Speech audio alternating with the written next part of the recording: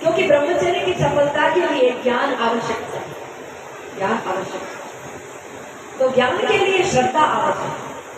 जब तक श्रद्धा नहीं बरतेगी, न तो ज्ञान, न ब्रह्मचर्य, न ध्यान और नहीं विश्वास, यह नहीं टिकेगा।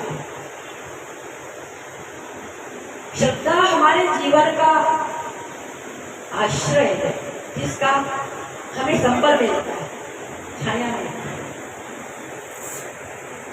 और गीता में कृष्ण को कहना ही पड़ा एक श्रद्धा के विषय में कि जो व्यक्ति श्रद्धावान होगा वही ज्ञान प्राप्त कर सकता। ये गोविंद ने कहा।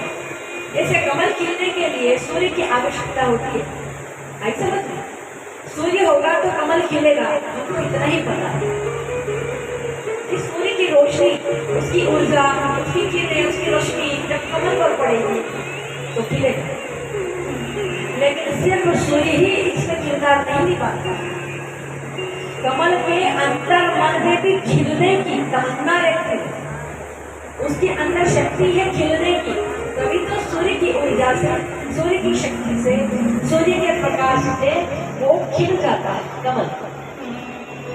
अगर कमल में वो, उसके कमल के अंतर मन में वो शक्ति नहीं होती तो सूर्य सिर्फ जलाने वाला ही बन जाता है। वो जलाने का ही तो काम करता है। कौन सी चीज उससे खिल उठती है बताइए? आप दूर पर चले जाइए, मुजफ्फर के घर आइए 2-4 घंटे, आप हाथ में फूल लेकर जाइए तोड़कर डाली से, वो मुरझाया हुआ देखिए। अधिक समय तक धूप में रखने से कपड़े का रंग तक उड़ जाता है। कमल तो फिर भी कितना नाजुक होता है, वो तो जल जाएगा।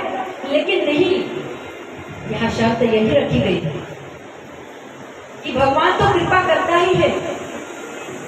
कमल रूपी व्यक्ति में वो शक्ति होना चाहिए, वो अहिंसा होना चाहिए, वो उत्कट लालसा होना चाहिए खिलने की, ईश्वर से प्रेम करने की। तभी तो हमारा जीवन रूपी कमल खिलेगा।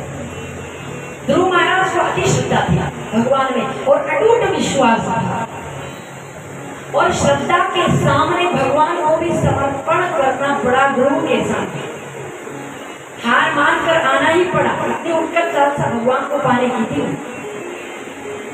श्रद्धा यदि नहीं है तो मृत के समान मनुष्य है।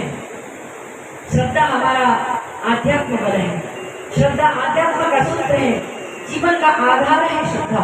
इसलिए विश्वास और श्रद्धा को लेकर ही कथा श्रवण करना चाहिए। श्रद्धा और विश्वास को, एक हाथ में श्रद्धा, एक हाथ में विश्वास लेकर मंदिर जाइए, देखिए प्रभु का समर्पण आपकी तरफ